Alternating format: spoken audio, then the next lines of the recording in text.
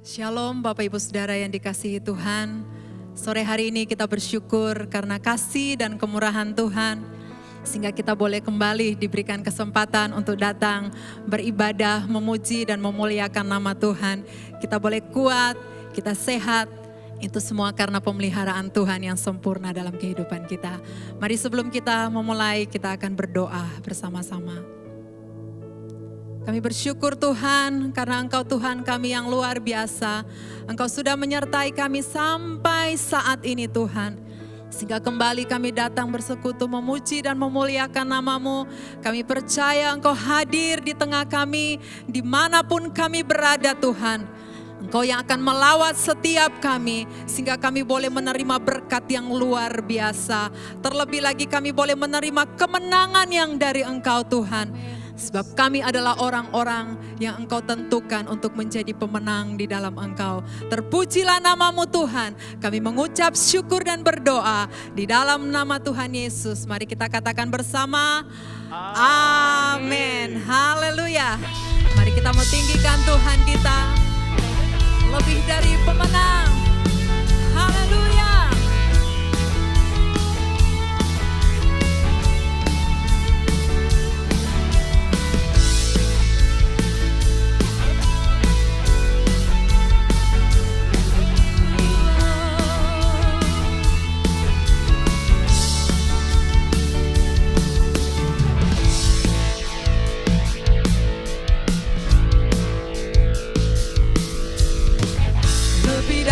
Pemenang dalam segala perkara,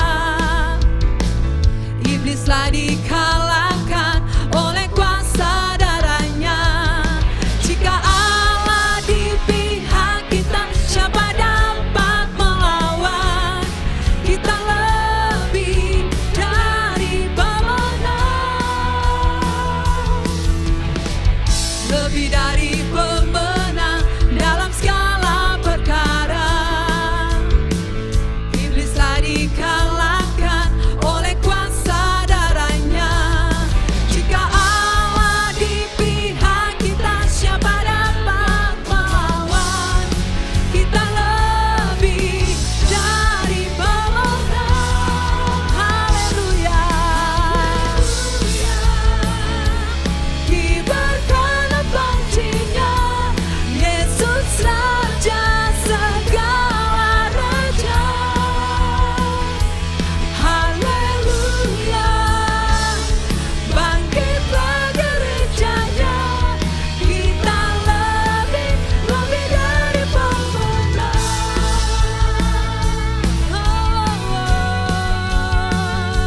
Kami umat pemenang. Mari katakan lagi, lebih dari pemenang dalam segala perkara. Iblislah dikalahkan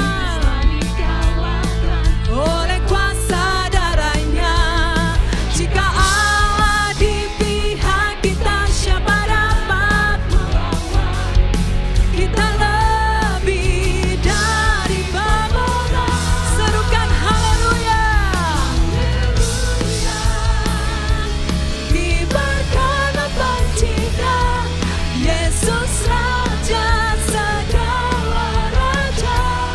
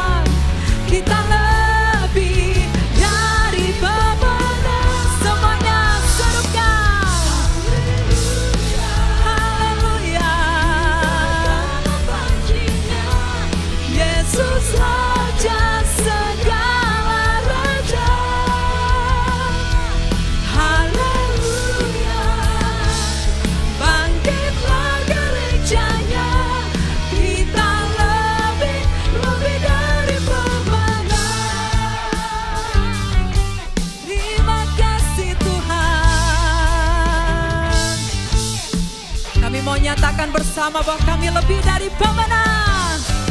Kita lebih dari pemenang. Kita lebih dari pemenang. Kita lebih dari pemenang. Oh, kita lebih dari pemenang. Jika Allah di pihak kita, siapa dapat melawan? Kita lebih dari pemenang. Haleluya, kibarkanlah Yesus Raja, segala raja. Haleluya, bangkitlah gerejanya. Kita lebih dari pemenang. Sekali lagi haleluya. Kibarkan pancinya, Yesus Raja, segala raja. Haleluya, bangkitlah gerejanya. Kita lebih dari pemenang. Kita lebih dari pemenang. Kita lebih dari pemenang. Haleluya, haleluya, haleluya. Engkau jadikan kami umat pemenang-Mu Tuhan.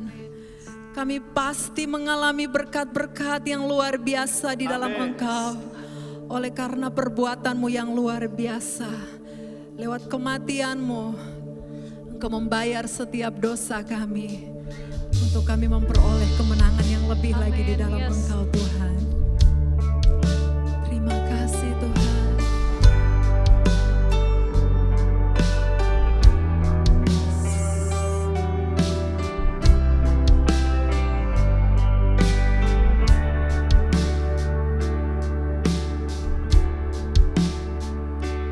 Ya Tuhan, yang bayar dosaku. Ya Tuhan, yang kalahkan maut. Ya Tuhan, menangkan semuanya. Bagi Dia tiada yang mustahil. Ya Tuhan, yang bayar dosaku. Ya Tuhan, yang kalahkan maut. Ya Tuhan, menangkan semuanya. Bagi Dia tiada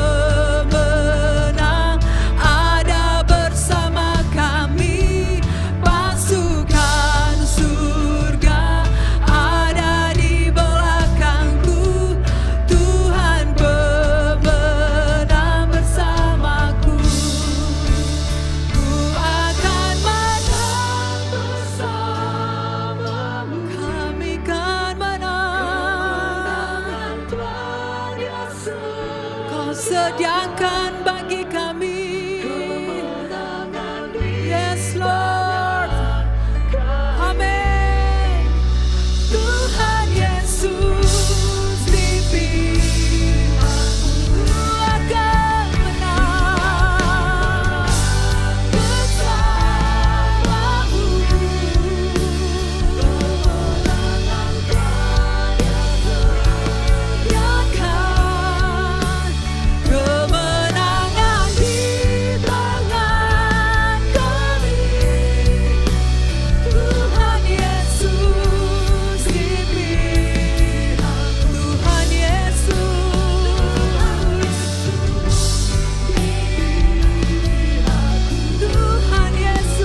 Tuhan Yesus di pihakku.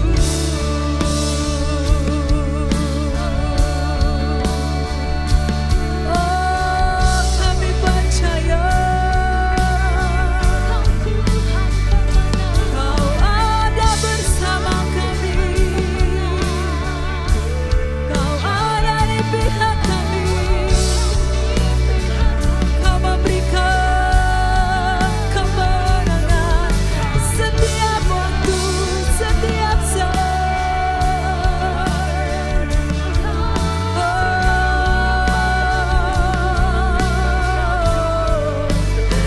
Sungguh kami percaya Tuhan, kami percaya Tuhan.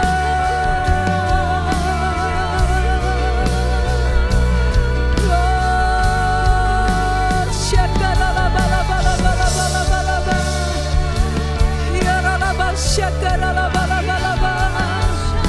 Kau berkuasa, sungguh Kau yang hebat. Kau yang sanggup melakukan segala perkara. Kau sanggup memberikan kemenangan bagi umat-Mu dalam setiap pergumulan. Kau memberikan kemenangan. Oh, haleluya. Yaralaba, syakaralabalabalabalabalabalaba. Terima kasih Tuhan. Yaralaba, syade. Terima kasih Tuhan. Kami bersyukur. Kami punya Tuhan yang besar. Kami punya Tuhan yang dapat dipercaya. Kami punya Tuhan yang berkuasa, yang sanggup melakukan keajaiban dalam hidup kami, yang sanggup memberikan pemulihan, kesembuhan, kelepasan. Karena Allah kami berkuasa. Kau hadir di tengah kami, menyatakan kuasa-Mu Tuhan.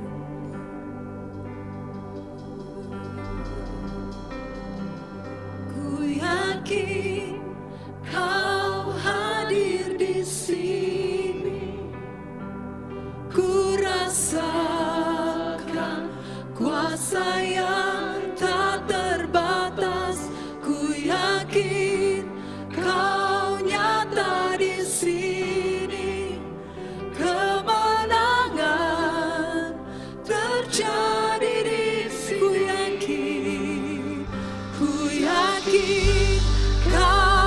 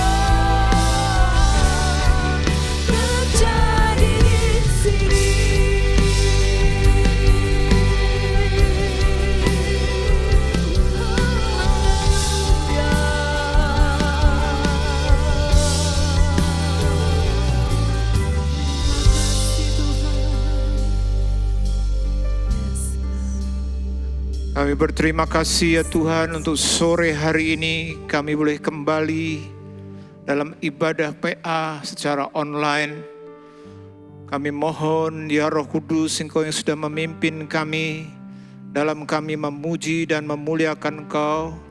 Dan sekarang tiba saatnya untuk kami belajar kebenaran firman-Mu. Roh Kudus, Engkau akan kuasai baik hamba-Mu yang Kau pakai untuk menjelaskan kebenaran firman-Mu, juga setiap kami jemaat yang saat ini menyimak bersama-sama ya Tuhan. Engkau urapi, Kau kunjungi, lawat dimanapun kami berada, di mana kami sedang belajar dan beribadah. Terima kasih Tuhan, terima kasih. Kami siap untuk belajar firman-Mu. Di dalam nama Tuhan Yesus kami berdoa. Amin. Shalom. Puji Tuhan saudara-saudara, kalau saudara-saudara mengikuti seri PA yang saya sampaikan, kita masih membahas soal surat Yudas meskipun lebih ke arah topik. Lalu kita juga selama 5 minggu kita sudah belajar berkaitan dengan 10 hukum Taurat, 10 hukum otoritas. Dari yang pertama sampai yang kelima. Dan hari ini atau sore ini kita lanjutkan dengan hukum yang keenam. Kalau kita mempelajari di dalam hukum otoritas ini, dibagi menjadi 2 bagian. Bagian pertama berkaitan dengan prinsip-prinsip hal-hal yang harus selalu ada dalam setiap hubungan otoritas. Kemudian mulai sore ini kita akan belajar hukum ke-6 sampai hukum ke-10 yang berkaitan dengan apa yang sudah kita pelajari sebagai prinsip-prinsip itu diterapkan dalam masing-masing bidang otoritas. Hari ini saya beri judul Otoritas dan Keharmonisan Pernikahan. Otoritas dan keharmonisan pernikahan. Sore ini kita belajar dari hukum yang ke-6, yaitu tentang suami istri. Di mana kalau kita belajar, dikatakan bahwa Kristus itu adalah kepala suami. Dan suami itu adalah kepala istri. Dan istri adalah penolong bagi suami. Nah, ini adalah hukum yang ke-6. Bapak Ibu, saudara-saudara yang dikasih Tuhan, seperti tadi yang saya katakan bahwa roda otoritas atau hukum yang pertama dan kelima sampai kelima itu bicara soal prinsip-prinsip dasar yang selalu harus ada. Saya sebut sebagai roda otoritas. Karena apa? Karena memang fungsinya kelima prinsip ini harus selalu ada yang dan menggerakkan dalam hubungan-hubungan otoritas tadi. Kita lihat bahwa ada 5. Yang pertama adalah milik. Bicara soal bagaimana kita harus hormat dan tunduk. Dalam setiap aspek hubungan otoritas, kita harus terapkan ini. Hormat dan tunduk. Karena apa? Karena bagaimanapun yang namanya otoritas itu adalah milik Tuhan. Lalu juga kenapa kita diberi otoritas itu berkaitan dengan tujuan yang Tuhan inginkan melalui hidup kita. Yaitu apa? Prioritas kerajaan. Maka kita lihat di sini saudara-saudara ada 5 hukum. Mulai dari milik, lalu tujuan, di mana ini berkaitan dengan prioritas kerajaan, kemudian kuasa. Kalau bicara soal otoritas artinya ada kuasa. Maka kita siapapun kita harus penuh dengan Roh Kudus supaya kita bisa menjalankan otoritas dengan keberhasilan. Namun meskipun demikian kita juga belajar bahwa kalau bicara soal otoritas itu ada batas. Sehingga kita harus punya moto hidup sebagai pemegang otoritas. Semakin tinggi, semakin besar otoritas kita, semakin besar kuasa dan pengaruhnya. Maka kita harus hati-hati. Kita harus belajar seperti Yohanes Pembaptis yang punya moto hidup, dia makin besar, aku makin kecil. Lalu kita harus pegang otoritas dengan apa? Sebagai bentuk, karena bagaimanapun otoritas itu adalah milik Tuhan, maka kita harus pertanggungjawabkan ini. Pertanggungjawabkan. Maka dari itu kita perlu jaga sebagai pemegang otoritas untuk selalu hidup baik dan setia.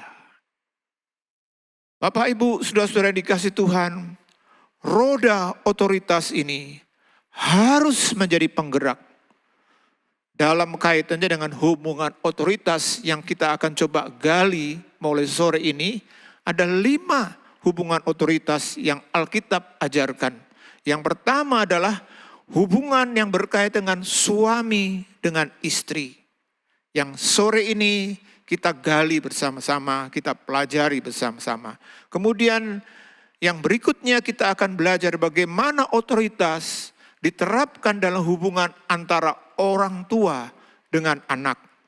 Lalu berikutnya kita akan belajar bagaimana hubungan antara pimpinan, gembala dengan jemaat Tuhan. Kemudian yang berikutnya kita belajar bagaimana roda otoritas ini harus digerakkan, harus menjadi penggerak tiap kali dalam kaitan dengan usaha atau bisnis, bos, pimpinan, dan karyawan.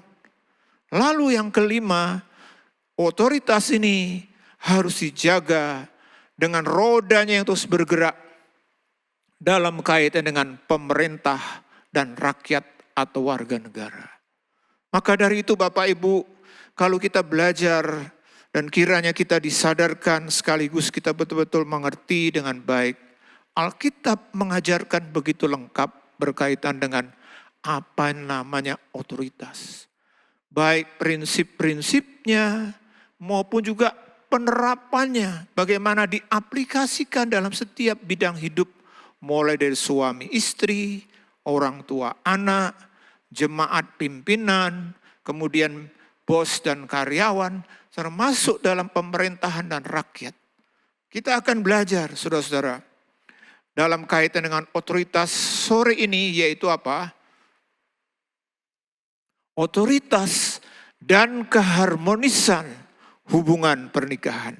Kita akan belajar berkaitan dengan ini. Bagaimana otoritas itu punya pengaruh yang sangat kuat dalam kaitan dengan pernikahan dan pernikahan yang harmonis. Nanti kita akan lihat kenapa banyak kali pernikahan itu tidak menjadi harmonis. Kuncinya adalah dalam kaitan dengan otoritas. Tuhan itu luar biasa. Karena apa? Dialah yang menciptakan segala sesuatu, termasuk keluarga, pernikahan, sehingga dia memberikan kunci-kunci yang sangat luar biasa. Kalau kita mau mengikuti kunci-kunci dari Tuhan, apa yang sedang kita jalankan pasti berhasil, pasti sukses, pasti bahagia.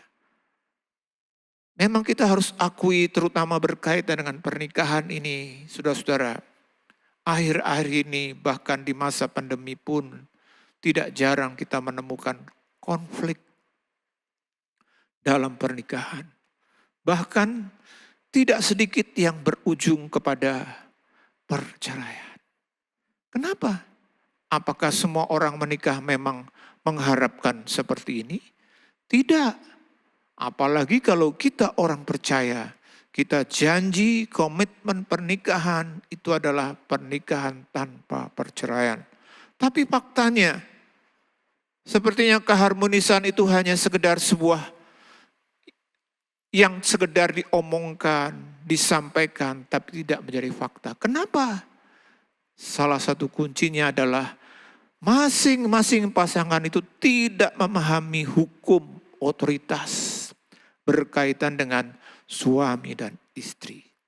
Mari kita akan belajar, saudara-saudara. Hal yang pertama kita melihat bicara soal garis otoritas. Di dalam 1 Korintus 11 ayat 3 dikatakan, Tetapi aku mau supaya kamu mengetahui hal ini, yaitu kepala dari tiap-tiap laki-laki ialah Kristus. Kepala dari perempuan ialah laki-laki, dan kepala dari Kristus ialah Allah. Bapak Ibu, dalam kaitan dengan otoritas suami dan istri, Tuhan menjelaskan hal yang berbeda dengan yang lain.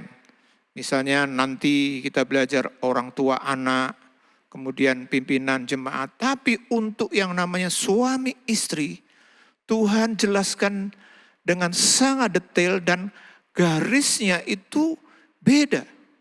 Kenapa saya katakan beda? Karena kalau kita baca tadi dikatakan kepala tiap laki-laki ialah Kristus. Tapi saudara perhatikan tadi dalam ayat 3 dikatakan kepala dari Kristus itu adalah Allah. Lalu kepala dari istri itu adalah laki-laki atau suami. Saudara yang dikasih Tuhan, kenapa ini dicantumkan seperti ini? Kita menemukan nanti kebenaran-kebenaran penting. Sehingga melalui ini sebenarnya saya temukan paling tidak 3 hubungan yang otoritas. Yang pertama adalah Allah dan Kristus. Yang kedua suami dan istri. Yang ketiga Kristus dan suami tentunya. Dan juga istri. Saudara yang dikasih Tuhan, ketiga hubungan otoritas itu harus berjalan dengan baik. Yang pertama adalah hubungan otoritas antara Allah dan Kristus. Dalam Yohanes 17 ayat 21 dikatakan, Supaya mereka semua menjadi satu, sama seperti Engkau ya Bapa di dalam aku dan aku di dalam Engkau. Agar mereka juga di dalam kita, supaya dunia percaya bahwa Engkaulah yang telah mengutus aku. saudaraku yang dikasih Tuhan, dasar sumber dari segala otoritas itu sudah dilakukan dengan berhasil. Apa? Yaitu Allah bersatu. Dikatakan dalam Yohanes 17 dikatakan supaya mereka menjadi satu sama seperti Engkau ya Bapa di dalam aku dan di dalam Engkau. Kesatuan Allah itu dalam kaitan dengan otoritas. Saudara, andai kata Allah yang kita yakini sebagai Allah Tritunggal, Allah Bapa, Allah Anak, dan Allah Roh Kudus, ini menjadi sumber kesatuan. Itu tidak terjadi yang namanya kesatuan. Semua yang lain itu bubar. Dunia bubar, surga bubar, semuanya bubar. Tapi kita bersyukur Allah dalam kesatuannya sudah memberikan bukan hanya teladan tentang apa artinya kesatuan, tapi juga memberikan sebuah kekuatan, kuasa yang bisa mengalirkan, sehingga ini akan memampukan kita untuk kita juga bersatu. Dalam hal ini berkaitan dengan suami dan istri. Kesatuan Bapa dengan Kristus terjadi karena apa? Karena hubungan otoritas yang benar. Coba bayangkan saudara-saudara, mereka bertiga itu adalah Allah. Allah Bapa, Allah Anak, dan Allah Roh Kudus. Kalau bicara soal Allah artinya apa? Mereka bertiga adalah pribadi-pribadi yang sama-sama punya kuasa yang tidak terbatas. Mereka adalah pribadi-pribadi yang maha kuasa, maha tahu. Atribut-atribut kealahan itu sama-sama dimiliki oleh ketiga pribadi Allah. Tapi kenapa mereka, dan kita juga harus percaya, seperti halnya dengan manusia, seperti halnya dengan malaikat, Kita semua punya apa Bapak Ibu yang menjadi dasar di mana kita konflik, memberontak, kehendak bebas. Allah Tritunggal juga punya kehendak bebas. Allah Bapa punya kehendak bebas. Allah Anak juga punya kehendak bebas. Buktinya kalau Allah Anak itu punya kehendak bebas, waktu dia mau menjalani misi salib, dia sempat untuk menawar kepada Bapa. Waktu dia berdoa di Taman Getsemani, dia minta, Bapa kalau boleh lalukan cawan ini. Artinya apa? Dia punya kehendak bebas. Kalau bicara punya kehendak bebas, artinya bisa terjadi di mana Allah Anak memilih untuk tidak taat, memilih untuk melakukan sendiri. Tapi kita bersyukur Allah Tritunggal memiliki kesatuan yang luar biasa. Karena apa? Masing-masing dari pribadi Allah itu mengerti apa artinya otoritas. Ada hormat, ada ketundukan, ada wewenang. Sehingga kesatuan Allah sampai sekarang tetap terjaga. Nah, ini harus menjadi inspirasi, teladan sekaligus juga kuasa untuk kita terima. Untuk membangun apa? Kesatuan manusia itu dimulai dengan ini Bapak Ibu. Coba kita lihat sebenarnya. Kenapa manusia begitu banyak terjadi konflik, terjadi perpecahan. Sebenarnya akar-akarnya itu harus dimulai dengan apa? Suami istri.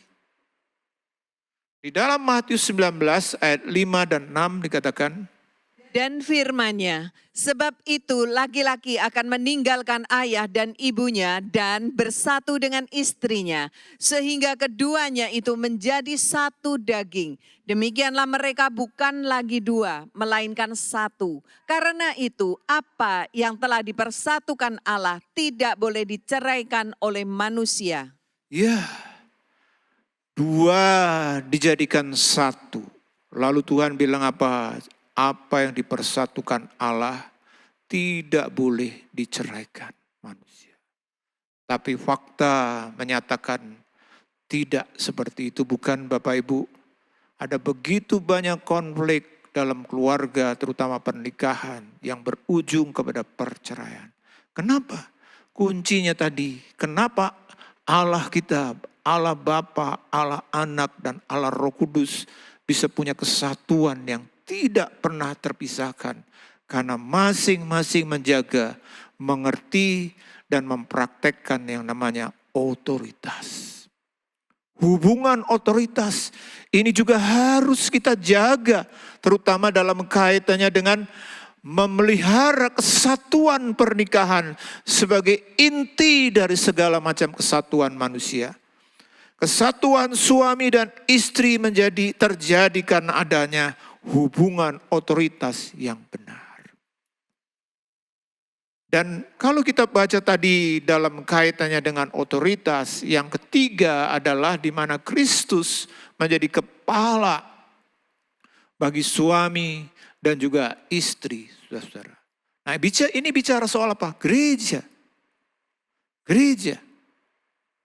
Maka gereja disebut apa? Tubuh Kristus. Kristus kepala, jemaat itu adalah tubuhnya. Nah, menariknya kenapa saudara-saudara? Bahwa dalam kaitannya dengan otoritas tadi, Tuhan bilang begini dalam surat Korintus, bahwa Kristus itu adalah kepala laki-laki. Artinya apa? Bukan hanya kepala laki-laki saja, tapi ini kaitannya dengan jemaat. Sehingga boleh dikatakan seperti ini saudara-saudara. Bahwa Kristus sebagai kepala dan jemaat itu adalah tubuhnya yang harus menjaga hubungan otoritas dengannya. Dan jemaat itu terdiri dari apa? Terdiri dari keluarga-keluarga. Inti jemaat itu apa Bapak Ibu? Keluarga. Makanya kalau sebuah gereja, sebuah jemaat itu keluarganya masing-masing kuat, harmonis, otomatis gereja juga itu menjadi gereja yang kuat dan harmonis. Kenapa banyak kali gereja mengalami konflik perpecahan? Akarnya dimulai dengan keluarga. Dan dipimpin oleh kepala, artinya apa? Suami. Jadi suami itu menjadi kepala inti gereja, dalam hal ini jemaatnya adalah istri dan anak-anaknya. Selain dia kepala keluarga dalam hal-hal yang memang seharusnya. Saudara yang dikasih Tuhan, maka peran suami dalam kaitannya bukan hanya membuat keluarganya, pernikahannya harmonis, tapi perannya lebih daripada itu. Peran daripada suami sebagai kepala keluarga, dia juga kepala jemaat. Siapa jemaatnya? Istri dan anak-anak. Maka kalau ada jemaat-jemaat inti ini yang namanya keluarga,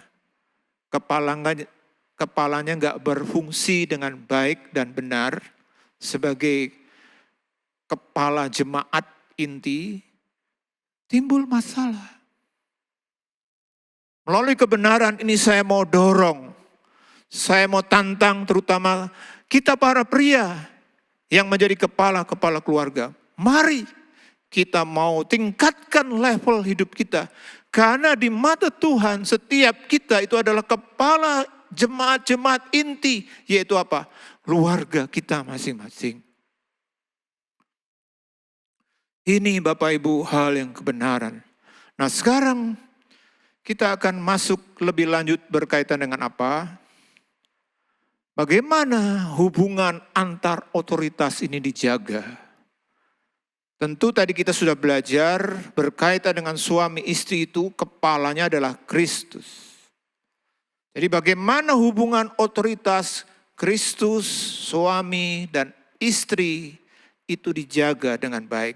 Ini membuat nanti hasilnya adalah harmonis, bahagia.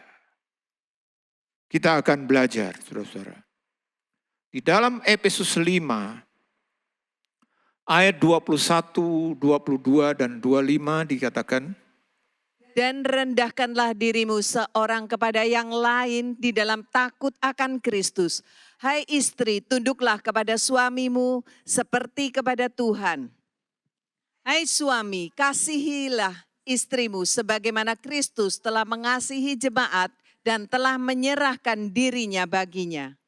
Saudara lihat, saya sengaja menggambar atau membuat rumah ya karena memang keluarga itu juga akan disebut sebagai rumah tangga.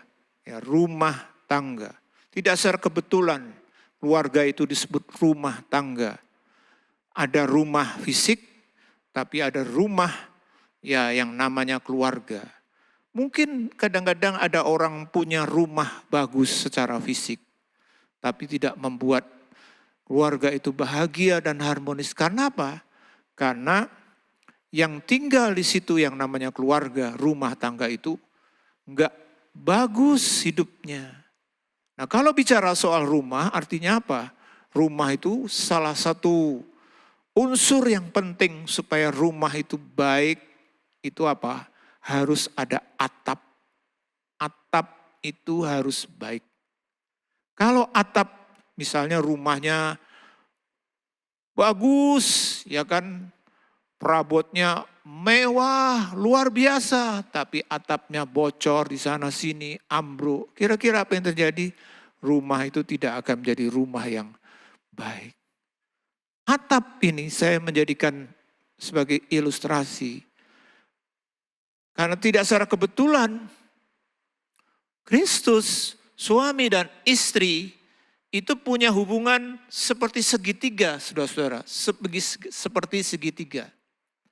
Sehingga kalau suami dan istri tadi dikatakan dalam ayat 21, Efesus 5 dikatakan waktu hukum pernikahan dimulai dengan ayat 22. Sebenarnya dasarnya itu adalah ayat 21 dimulai dengan kata-kata apa? Rendahkanlah dirimu seorang kepada yang lain di dalam takut akan Kristus. Jadi pertama-tama kuncinya kalau keluarga pernikahan mau harmonis, apa? Hubungan dengan Kristus harus beres. Ini harus menjadi dasar sebuah hubungan pernikahan. Kalau masing-masing suami dan istri hubungannya dengan Kristus tidak beres, ya hubungan suami istri juga akan tidak beres. Nah, disinilah pentingnya kita menjaga. Kalau suami istri dekat dengan Kristus seperti halnya dengan segitiga ini, kalau suami makin dekat, misalnya dia di sini, kemudian istri di sini, makin dekat. Tapi coba kalau suami dekat dengan Kristus, tapi istrinya tetap di sini, jauh. Demikian juga istri kalau dekat dengan Kristus di sini, suami di sini, jauh. Tapi kalau kedua-duanya dekat dengan Kristus, maka ketiga-tiganya semakin menjadi satu. Saudara yang dikasih Tuhan, kita harus punya atap keluarga yang baik dalam hal ini. Hubungan Kristus dengan suami dan suami dengan istri dan Kristus, istri dengan Kristus itu harus baik. Nah, kita akan lihat saudara-saudara hubungan ini supaya jangan sampai keluarga kita menjadi keluarga yang tidak harmonis, ada kebocoran-kebocoran. Kita lihat yang pertama saudara-saudara, bagaimana supaya rumah tangga itu tidak bocor. Saya tunjukkan di sini, saya sebut sebagai kebocoran atap rumah tangga yang pertama. Kalau atap rumah tangga kita bocor, yaitu tadi hubungan Kristus dengan suami istri itu ada kebocoran, maka rumah tangga kita pasti juga akan mengalami ketidakbahagiaan, masalah dan sebagainya. Nah, kita perlu jaga ini. Saudara yang dikasih Tuhan, hubungan suami istri yang tidak benar dengan Tuhan itu akan merusak keharmonisan hidup rumah tangga. Ini atap yang pertama yang membuat kuat, atau hubungan otoritas yang pertama. Kita harus punya hubungan yang benar dengan Tuhan. Kalau di sini masalah, maka yang lain juga masalah. Seperti halnya dengan atap rumah, akan mengalami kebocoran dan membuat rumah itu menjadi rusak, saudara-saudara. Oleh sebab itu, tugas kita sebagai suami istri itu harus menjaga yang pertama, hubungan dengan Tuhan dalam kaitan dengan otoritas. Apa saja yang perlu kita lakukan supaya atap rumah tangga kita tidak bocor dalam kaitan dengan Tuhan ini. Yang pertama, Bapak Ibu, saudara-saudara, suami istri harus tetap menjaga takut akan Tuhan dan hidup kudus.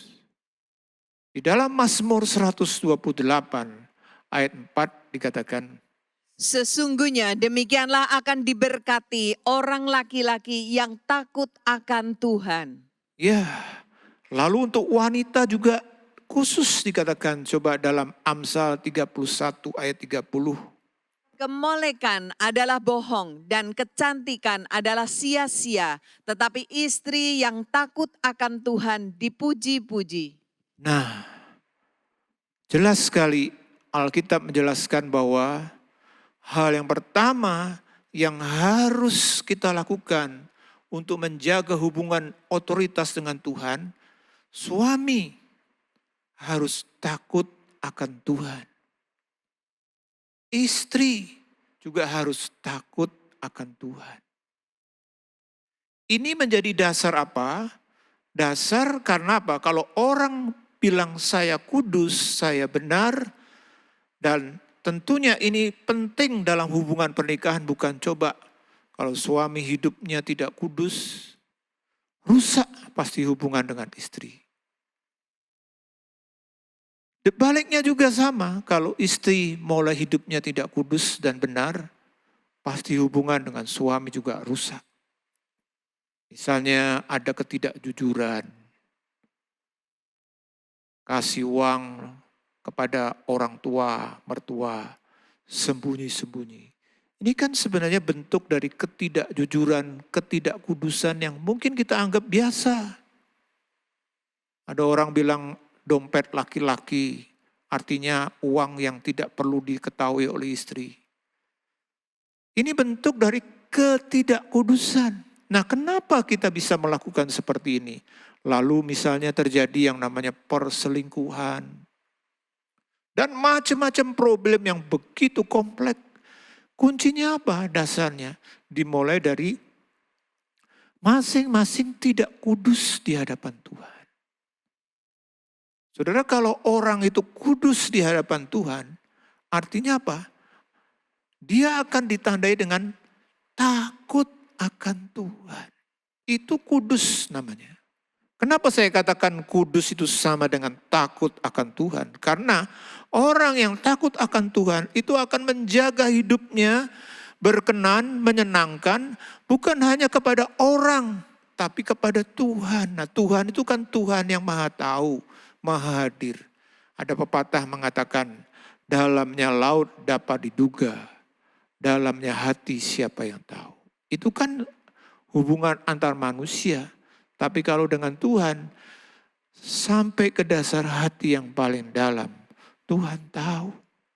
Maka kalau suami istri menjaga diri takut akan Tuhan, hidup kita itu benar. Kita hidup kudus sehingga kita bisa seperti dikatakan dalam 1 Korintus 7 ayat 14. Karena suami yang tidak beriman itu dikuduskan oleh istrinya dan istri yang tidak beriman itu dikuduskan oleh suaminya. Andai kata tidak demikian, niscaya anak-anakmu adalah anak cemar, tetapi sekarang mereka adalah anak-anak kudus. Ya, jadi kita harus menjaga hubungan otoritas dengan Tuhan. Bentuk dari ketundukan terhadap Tuhan itu adalah takut akan Tuhan. Dan itu akan memunculkan hidup kudus, benar. Bukankah ini yang menjadi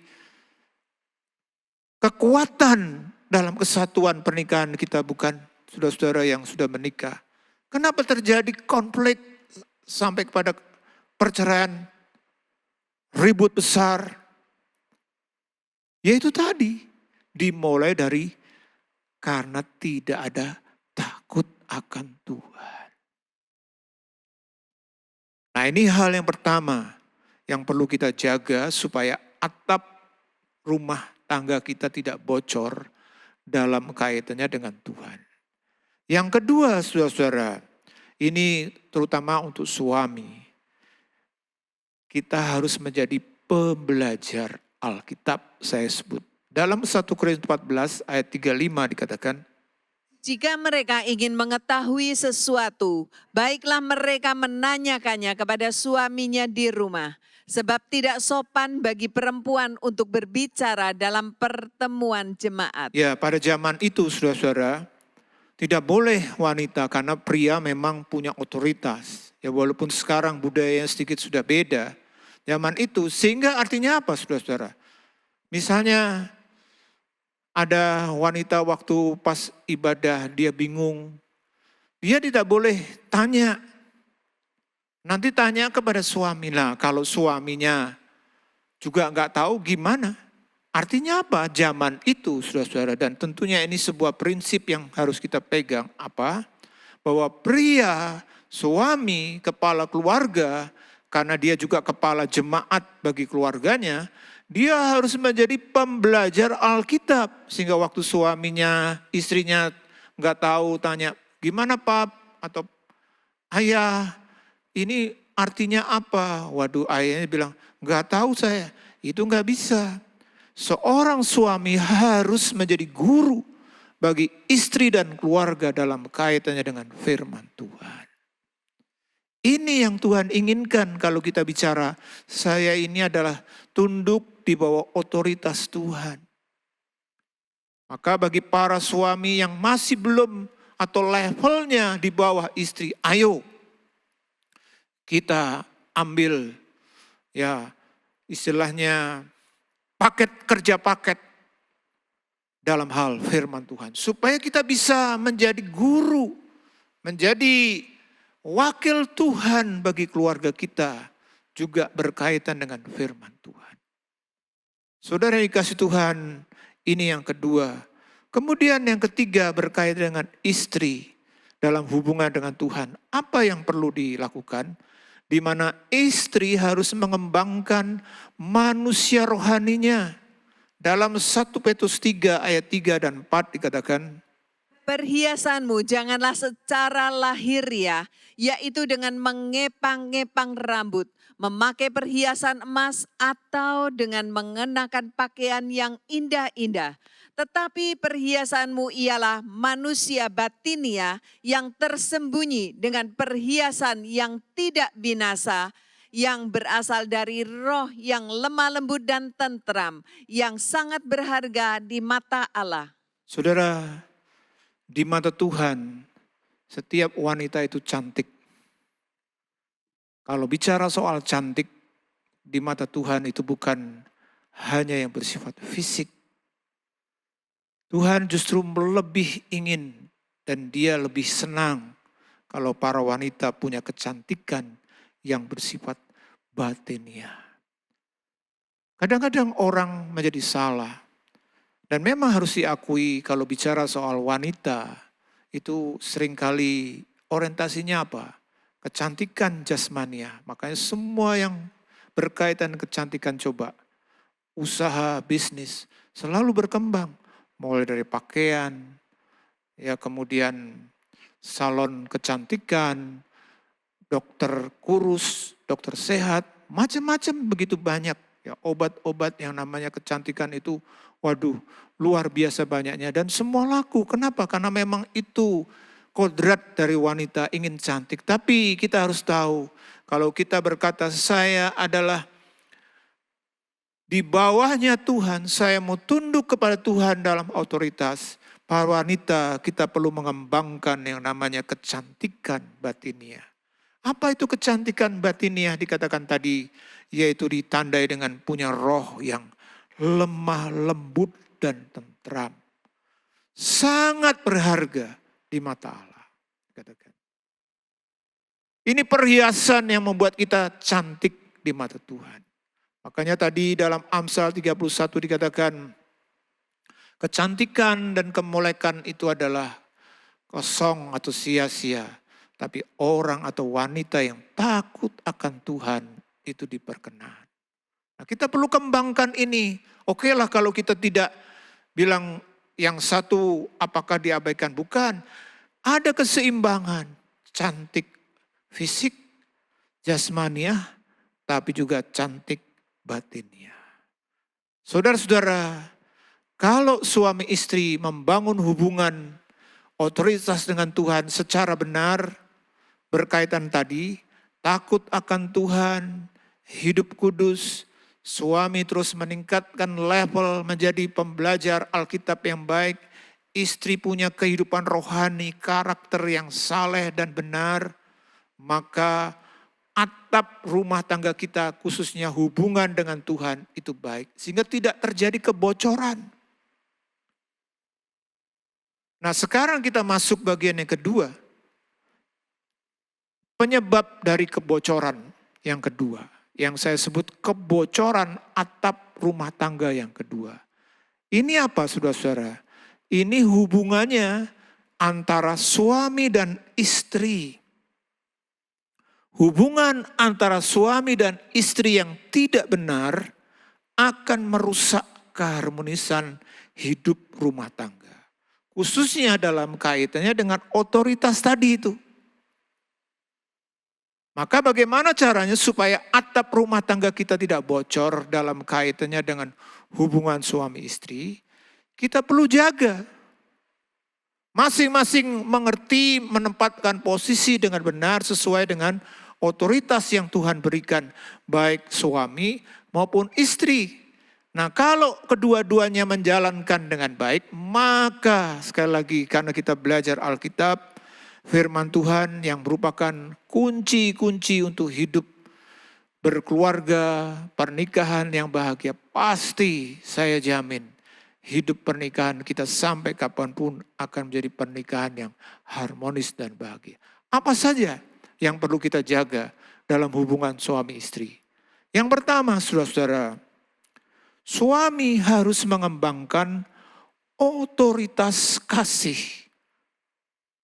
Otoritas suami itu adalah otoritas dalam hal mengasihi. Nah ini, kalau kita baca dalam Efesus 5 ayat 28 dan 33. Demikian juga suami harus mengasihi istrinya sama seperti tubuhnya sendiri. Siapa yang mengasihi istrinya, mengasihi dirinya sendiri.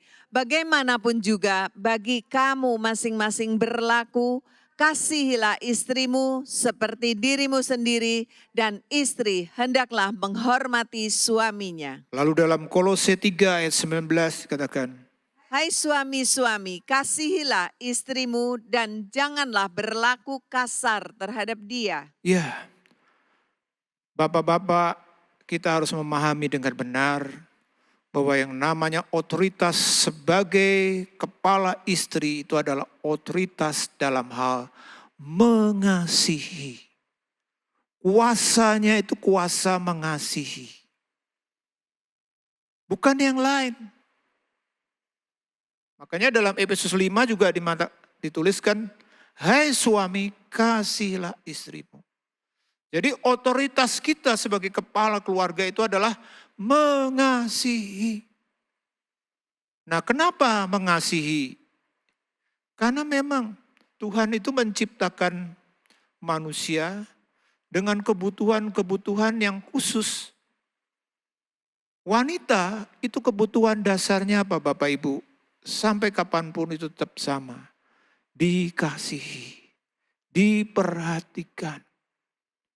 Makanya salah satunya yang sangat tidak sukai oleh wanita itu apa?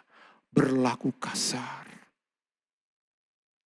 Entah itu kata-kata yang kasar, sikap yang kasar. Kita perlu tahu ini.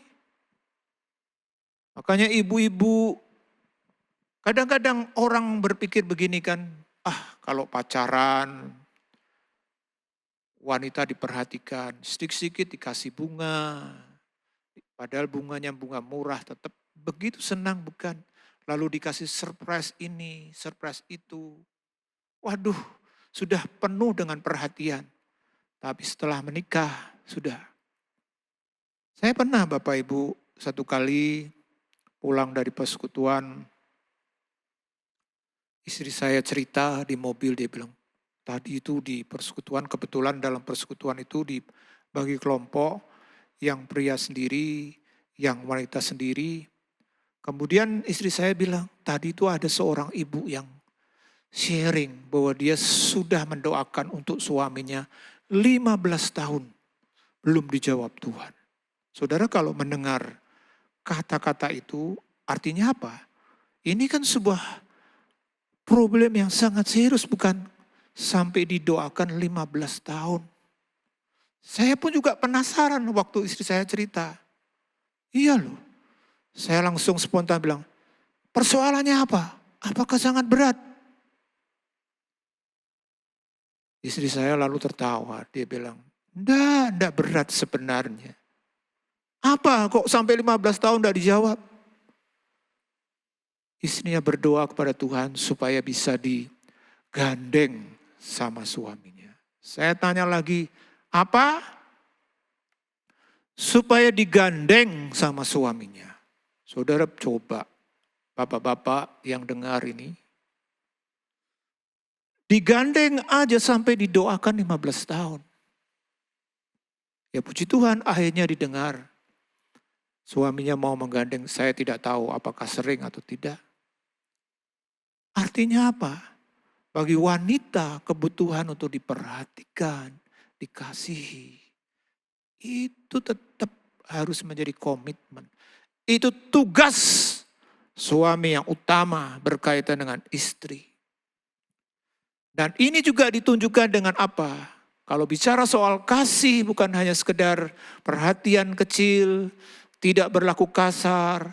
Suami yang kedua harus rela berkorban dan setia.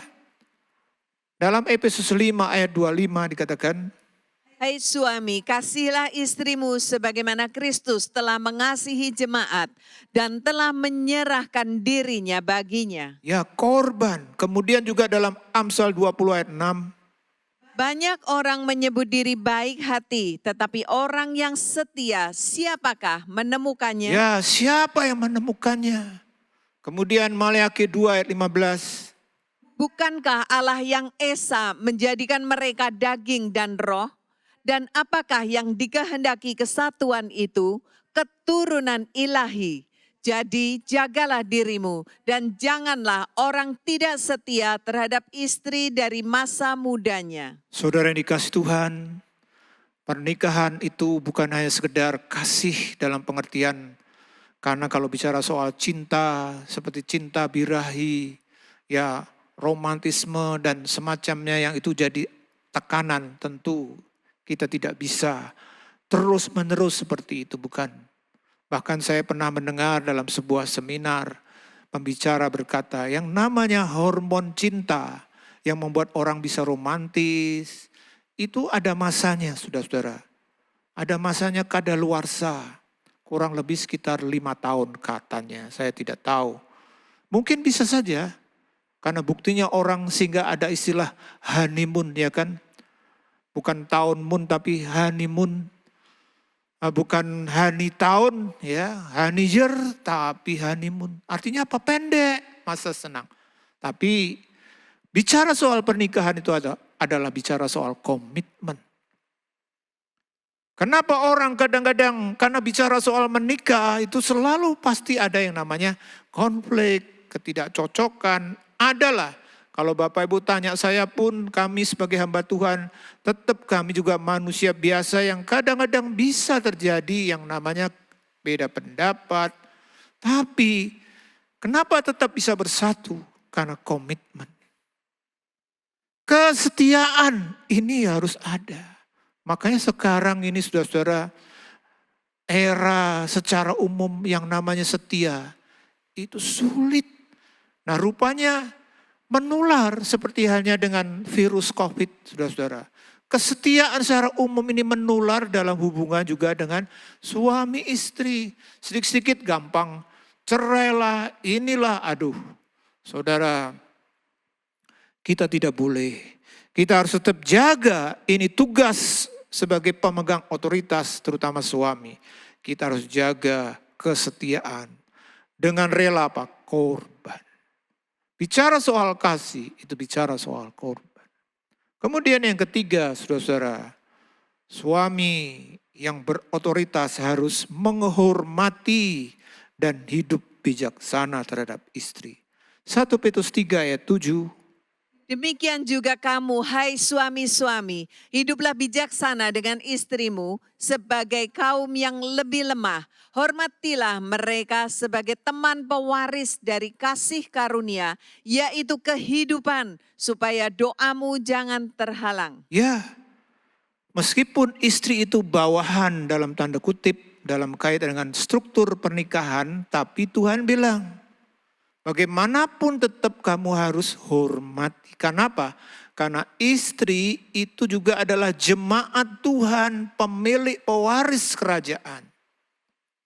Rasa hormat tetap harus dijaga. Lalu bijaksana. Dikatakan, hai suami-suami hiduplah bijaksana. Salah satunya yang menjadi penerapan misalnya dalam Matius 1 ayat 19. Karena Yusuf suaminya seorang yang tulus hati dan tidak mau mencemarkan nama istrinya di muka umum, ia bermaksud menceraikannya dengan diam-diam. Ya. Rasa hormat, bijaksana itu salah satunya. Semua orang itu bisa salah. Saya pernah menangani konflik ribut antara pasangan. Gara-garanya apa, saudara-saudara? Gara-garanya sang laki-lakinya itu memarahi istrinya di depan pegawai-pegawai yang lain. Sebenarnya kesalahannya waktu diceritakan itu tidak terlalu prinsip. Tapi sang suami spontan saja. Waktu itu ada karyawan-karyawan lain. Dia langsung ngata-ngata istrinya, menjelekkan dan semacamnya. Nah sejak itu istrinya marah sekali. Sampai-sampai mau didamaikan tetap tidak mau. Waktu datang kepada kami jelaskan. Dan akhirnya dia bisa mengerti. Ini bentuk daripada juga sikap bagaimana kita hormat terhadap istri dan juga berlaku bijaksana. Mempermalukan, menjelekkan. Saudara yang dikasih Tuhan, yang berikutnya, suami harus mengembangkan keintiman dengan istrinya saja. Ya, di dalam Amsal 15 ayat 15 sampai 19 dikatakan, Minumlah air dari kulahmu sendiri, minumlah air dari sumurmu yang membual. Patutkah mata airmu meluap keluar seperti batang-batang air ke lapangan-lapangan? Biarlah itu menjadi kepunyaanmu sendiri. Jangan lupa menjadi kepunyaan orang lain. Diberkatilah kiranya sendangmu. Bersukacitalah dengan istri masa mudamu. Rusa yang manis, kijang yang jelita. Biarlah buah dadanya selalu memuaskan engkau. Dan engkau senantiasa berahi karena cintanya. lalu juga dalam Pengkhotbah 9 ayat 9, Nikmatilah hidup dengan istri yang kau kasihi seumur hidupmu yang sia-sia, yang dikaruniakan Tuhan kepadamu di bawah matahari. Karena itulah bagianmu dalam hidup dan dalam usaha yang engkau lakukan dengan jerih payah di bawah matahari. ya, saudara lihat di sini bahwa Tuhan ingin memang kesatuan, keharmonisan itu kan ditandai dengan keintiman. Kalau bicara soal keintiman itu 3 aspek harus selalu ada. Yang pertama keintiman roh. Ini bentuk dari keseimanan kita dengan Tuhan. Kita tunjukkan dengan doa bersama, sehati beribadah, melayani. Lalu keintiman jiwa ini kecocokan dalam hal kaitannya dengan pikiran, dengan pendapat. Lalu keintiman tubuh ini juga. Nah kadang-kadang ini diabaikan. Sebagai pemegang otoritas dalam pernikahan, kita harus jaga kesetiaan dan kita kembangkan kenikmatan keintiman yang membuat kita bahagia. Termasuk dalam kaitan dengan hubungan seks juga. Di dalam 1 Korintus 7 ayat 2 dan sampai 4 dikatakan, Tetapi mengingat bahaya percabulan, baiklah setiap laki-laki mempunyai istrinya sendiri dan setiap perempuan mempunyai suaminya sendiri. Hendaklah suami memenuhi kewajibannya terhadap istrinya, demikian pula istri terhadap suaminya. Istri tidak berkuasa atas tubuhnya sendiri, tetapi suaminya. Demikian pula suami tidak berkuasa atas tubuhnya sendiri, tetapi istrinya. ya, dikatakan setiap laki-laki harus mempunyai istrinya sendiri, atau sebaliknya juga istrinya atau setiap perempuan mempunyai suaminya sendiri. Konteksnya dalam apa? Hubungan seksual. Bukankah ini sebuah hal yang sudah menjadi rahasia umum? Begitu banyak konflik dalam rumah tangga karena masalah keintiman dalam hal seksual. Sebagai suami kita harus memenuhi kebutuhan karena dikatakan dalam ayat yang keempat, ini hukumnya saudara-saudara. Istri tidak berkuasa atas tubuhnya sendiri. Makanya istri juga perlu belajar untuk melayani suami dalam kebutuhannya. Sebaliknya dikatakan suaminya juga tidak berkuasa atas tubuhnya sendiri. Tapi ini milik istri. Artinya otoritas itu harus dipakai dalam hubungan ini juga. Supaya apa? Terjadi keharmonisan. Karena bagaimanapun keharmonisan itu ditandai dengan apa? Ditandai dengan keintiman, kesatuan. Baik yang sifatnya rohani, jiwani, juga jasmani. Lalu sekarang istri sebagai yang di bawah otoritas harus apa saudara-saudara? Yang pertama istri harus tunduk dan hormat. Efesus 5 ayat 22 dan 23. Hai istri, tunduklah kepada suamimu seperti kepada Tuhan. Karena suami adalah kepala istri, sama seperti Kristus adalah kepala jemaat. Dialah yang menyelamatkan tubuh. Karena itu, sebagaimana jemaat tunduk kepada Kristus, demikian jugalah istri kepada suami dalam segala sesuatu. Lalu diulang lagi dalam Kolose 3 ayat 18. Hai istri-istri, tunduklah kepada suamimu sebagaimana seharusnya di dalam Tuhan. Ya, istri dalam garis otoritas kita juga harus menjaga rasa hormat dan tunduk kepada suami. Bagaimana Pak kalau suami tidak layak dihormati? Nah disinilah justru kita mau belajar bahwa kita itu tunduk tadi, takut akan Kristus itu patokannya Bapak Ibu, Saudara-saudara. Suami istri harus tunduk kepada Kristus dan Tuhan bilang, hai istri, tunduk. Kata-katanya tidak berkata begini dalam ayat 22. Hai istri, kalau suamimu baik mengasihi engkau, tunduklah kepadanya ya. Kalau enggak jangan berontak ya. Berontak kalau tidak. Bukankah seperti itu tulisannya? Tidak, bukan. Tulisannya adalah, hai istri, ini perintah, tunduklah kepada suamimu seperti kepada Tuhan. Artinya dalam setiap keadaan karena hubungan kita dengan Kristus tadi menjadi dasar. Kemudian yang kedua saudara-saudara, istri harus mengembangkan diri sebagai penolong yang cakap. Dalam Kejadian 2 ayat 18 dikatakan, Tuhan Allah berfirman, tidak baik kalau manusia itu seorang diri saja. Aku akan menjadikan penolong baginya yang sepadan dengan dia. Lalu Amsal 12 ayat 4. Istri yang cakap adalah mahkota suaminya, tetapi yang membuat malu adalah seperti penyakit yang membusukkan tulang suaminya. Lalu Amsal 31 ayat 10-11. Istri yang cakap, siapakah yang akan mendapatkannya? Ia lebih berharga daripada permata. Hati suaminya percaya kepadanya. Suaminya tidak akan kekurangan keuntungan. Ya, ibu-ibu, para wanita, dalam garis otoritas, tugas wewenang kita adalah apa? Wanita itu, istri adalah penolong. Karena bagaimanapun kalau bicara soal penolong, artinya apa? Dia punya kekuatan-kekuatan yang tidak dimiliki oleh sang suami. Namanya saja penolong.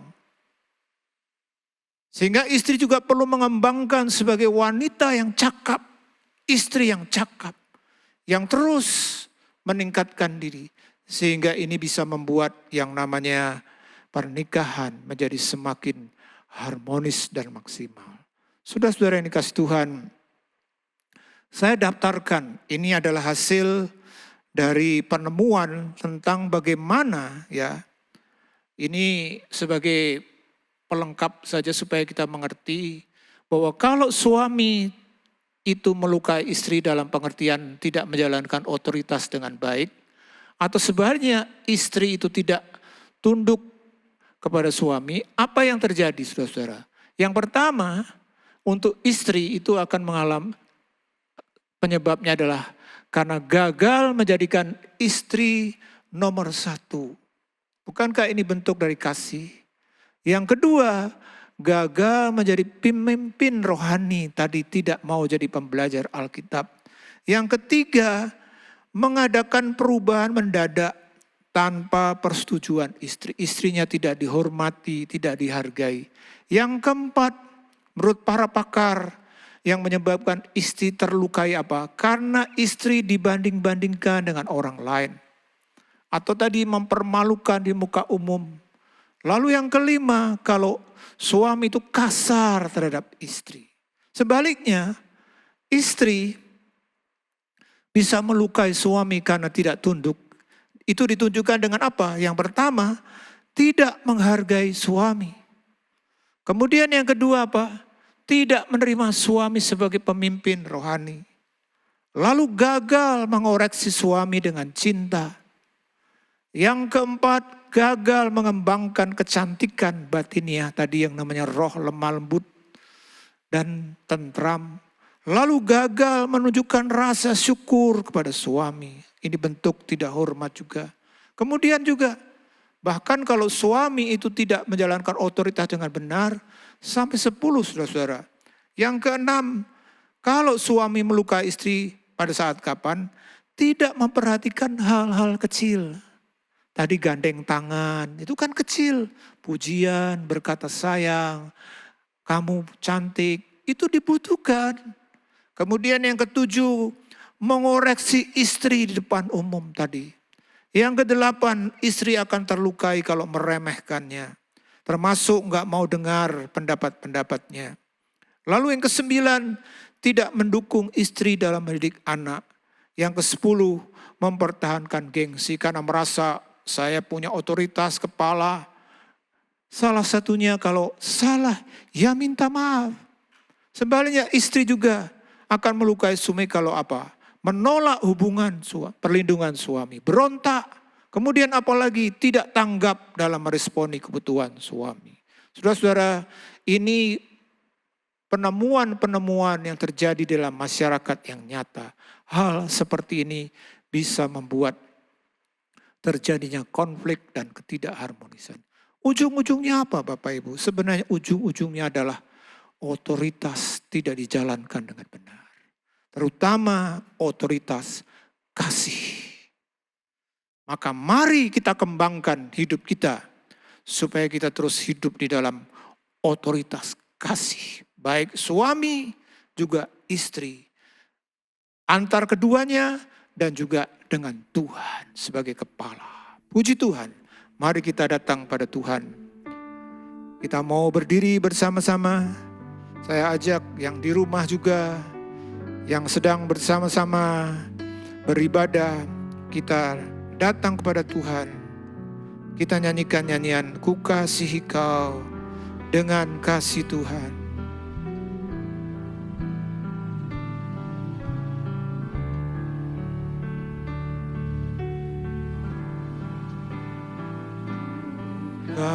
Kasihi kau dengan kasih Tuhan,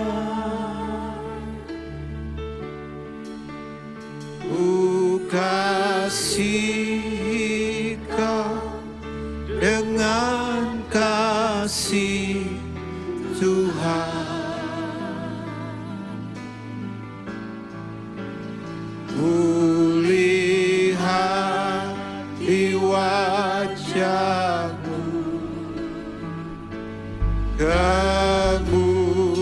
kemuliaan Raja. Ku kasihi kau dengan kasih Tuhan. Ku kasihi kau. Kasihi kau dengan kasih Tuhan. Ku kasihi kau. Biar setiap kita merenungkan firman-Nya, otoritas yang Tuhan berikan kepada kita, khususnya dalam pernikahan dan keluarga, adalah otoritas kasih. Oh haleluya. Kau dengan kasih.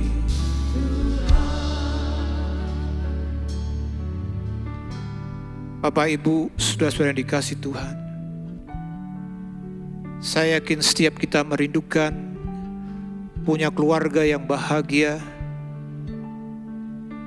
Dan kebahagiaan keluarga itu dasarnya apa?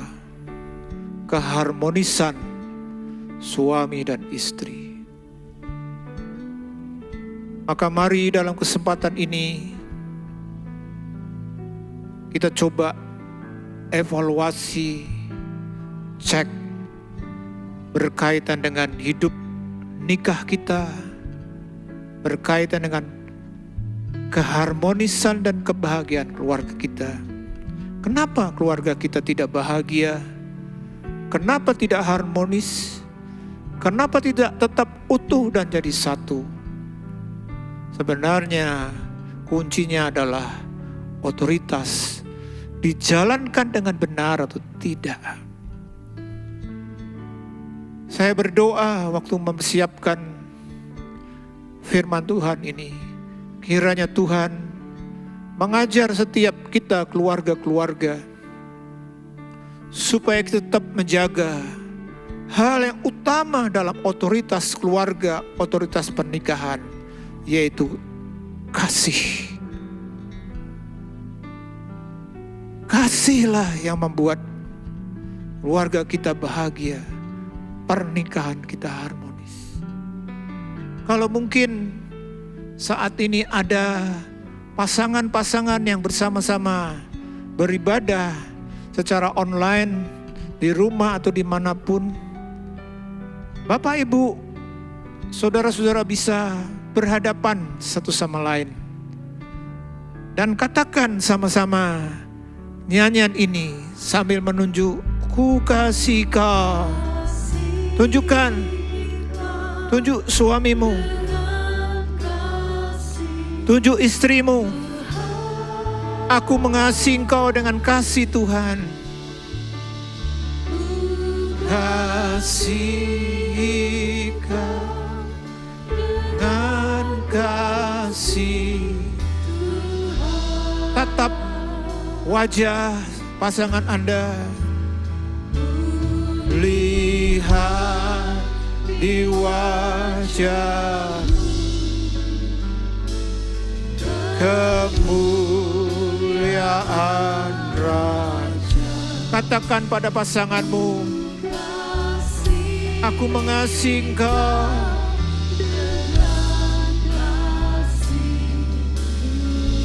Satu kali lagi, ku kasihi kau dengan kasih Tuhan. Oh haleluya Tuhan. Tunjuk pasanganmu, istrimu, suamimu, aku mengasihi kau dengan kasih Tuhan. Mungkin saat ini sedang konflik, tapi biar kasih Tuhan mengalir.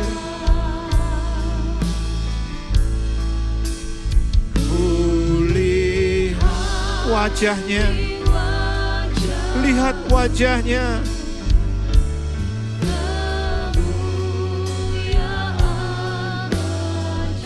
Haleluya.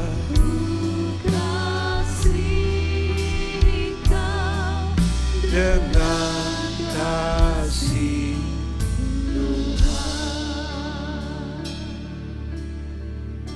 Bapa Surgawi, malam hari ini Engkau mengajar setiap kami tentang otoritas yang benar dalam hubungan suami istri. Karena hubungan suami istri adalah dasar inti dari hubungan yang lain. Keluarga, jemaat, masyarakat, pekerjaan. Engkau tolong setiap kami Tuhan, supaya kami dimampukan oleh karena impartasi dari Engkau, yaitu kami mempraktikkan otoritas kasih. Saya tergerak Bapak Ibu malam ini, kalau andai kata ada Bapak Ibu sedang menyimak beribadah bersama secara online meskipun, lalu mendengarkan bersama atau sendiri, ada konflik dalam pernikahan Anda. Setelah mendengar firman Tuhan, saudara berkata, aku mau bertobat, aku mau memperbaiki cara hidup otoritasku, terutama berkaitan dengan Tuhan, juga dengan istri atau suami. Saya walaupun jauh, saudara percaya Tuhan hadir di rumahmu, Tuhan hadir di tempatmu.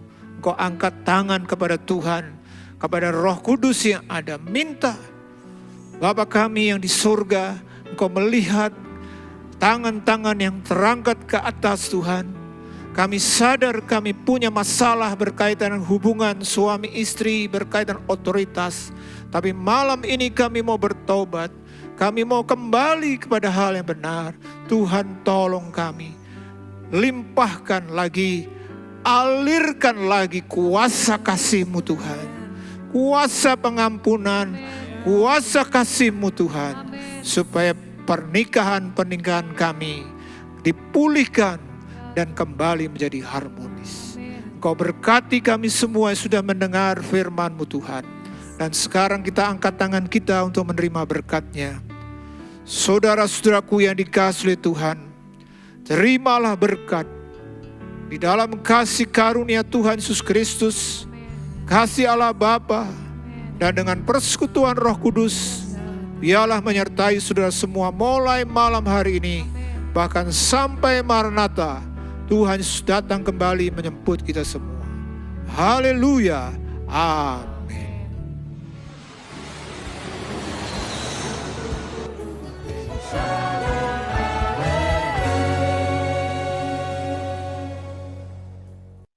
Havenu Shalom, Havenu Shalom, Havenu Shalom, Haleluya.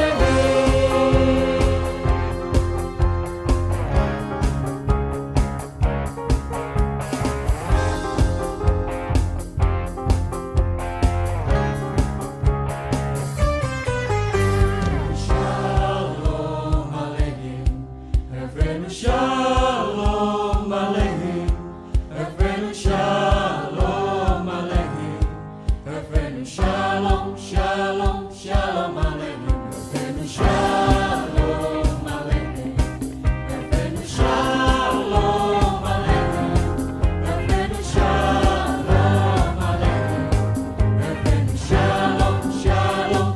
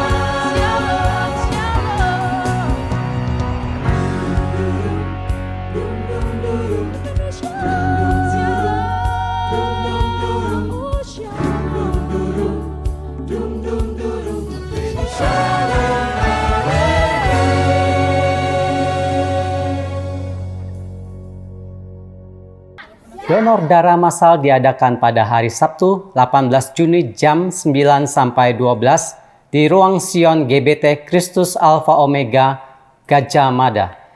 Hai Inspiration People, jangan lupa untuk mengikuti iGen Online Service setiap Sabtu jam 5 sore di YouTube channel Generasi Inspirasi. God bless. Penyaluran kolekte maupun persembahan lainnya dapat dilakukan melalui transfer ke nomor rekening gereja dengan nomor 009 707 2071 atas nama Megawati dan Lee Irwande atau dengan scan QR Code berikut ini. Bagi jemaat Tuhan yang rindu mendapatkan informasi seputar kegiatan gereja, renungan harian, dan lain-lain melalui WhatsApp gereja, Anda dapat mendaftar dengan cara ketik BC spasi on dan mengirimkan ke WA gereja dengan nomor 0815 7802 2000. Untuk mengikuti ibadah offline di gereja, jemaat dapat mendaftarkan diri di link berikut ini. Silakan mengisi data diri dan mengikuti protokol yang sudah ditentukan.